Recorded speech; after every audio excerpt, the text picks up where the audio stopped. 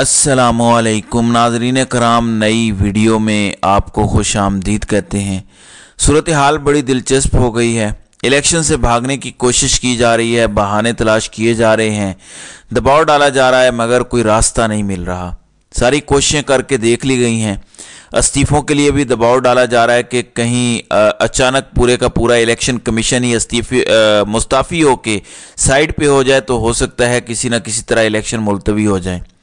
फिर कल एक आलिम दीन भी कत्ल हुए, उससे एक ऐसा तासुर दिया जा रहा है थ्रेट अलर्ट जारी करवाने के लिए कि फ़लाँ को ख़तरा है, फ़लाँ को ख़तरा है, ताकि इलेक्शन मुलतवी हो जाए। फिर एक भोंडी साजिश की गई कल सेनेट के अंदर, वो भी पिट गई, बुरी तरह से पिटी। बल्कि आज उसके मुकाबले में एक करारदाद आ गई कि इलेक्शन वक्त पर होने चाहिए। फिर इस सारे मामले को लेकर कल एक शहरी सुप्रीम कोर्ट पहुंचे। उन्होंने कहा कि जो सेनेटर इस सारी करारदाद वाले मामले के अंदर इस्तेमाल हुए हैं उनके खिलाफ आर्टिकल 6 लगना चाहिए, उनको सजाए मौत होनी चाहिए। इन्होंने बहुत गैर आइनी काम किया है।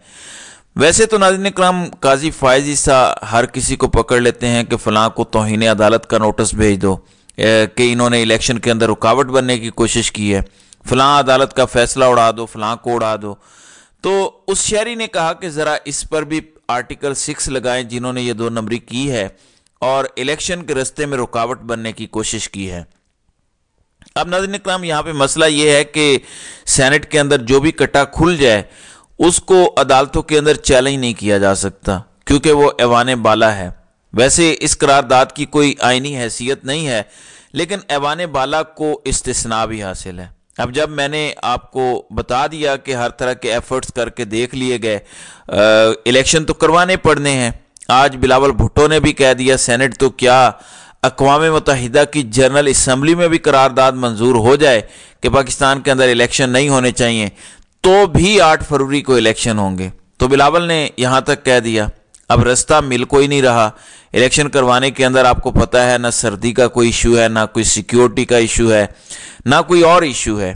इशू दर हकीकत है इमरान खान, कैदी नंबर 804, कैदी नंबर 943।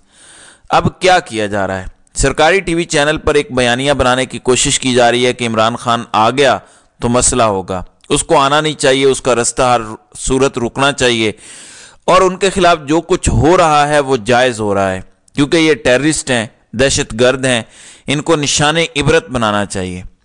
आज नाज़रीन इकराम, ख़ास तौर पर पीटीवी पर कुछ ऐसे फुटेजेस चली हैं जो कि इंतहाई शर्मनाक हैं, इंतहाई अफसोसनाक हैं, और इस वक्त ताकतवर हल्के कितने घबराए हुए हैं या किस कशमकश में हैं, ये हरकतें उस चीज़ की अक्कासी ज़रूर करती हैं। कहते हैं कि सानिया 9 मई की जिम्मेदार सियासी शरपसंद पार्टी किस मुंह से लेवल प्लेइंग फील्ड मांग रही है? क्या गुंडागर्दी, बदअमनी, दहशत गर्दी, जलाओ गिराओ, लूट मार में मुलविस अफराद को भी लेवल प्लेइंग फील्ड मिलनी चाहिए? कौम के सामने ये सवाल रख रहे हैं। सरकारी टीवी चैनल पर यह बयानिया प्रोमोट किया जा रहा है कि क्या इनको भी लेवल प्लेइंग फील्ड मिलनी चाहिए? क्या शोहदा की यादगारों को सरेआम नजर आतिश करने वाले इंतशारियों को वही लेवल प्लेइंग फील्ड मिलनी चाहिए जो किसी सियासी जमात को मिलती है?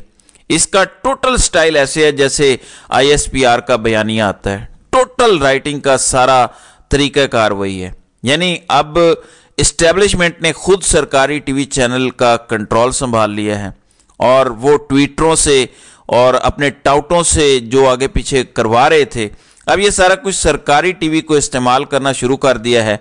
जो मैं और आप बिजली के बिलों के अंदर टीवी टैक्सेस देते हैं, हमारे ही पैसे से अब पीटीवी को एक प्रोपेगेंडा टूल के तौर पर इस्तेमाल किया जा रहा है।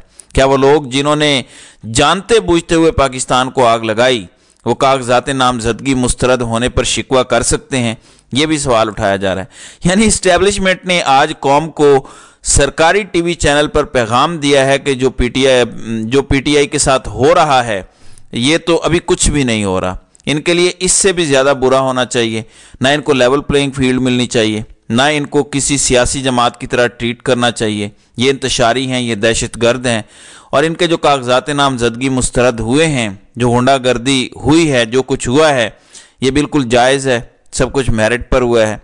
मैंने आपको बताया था ना कि जब इलेक्शन से भागने का कोई रास्ता किसी तरीके से नहीं बन पा रहा تو اب یہ اس نہج پر آ گئے ہیں کہ آج وفاقی کابینہ کے نگرانوں کی ایک کمیٹی بنائی گئی اور وہ کمیٹی فیصلہ کرے گی کہ 9 مئی کے اندر یہ سب کچھ کیسے ہوا۔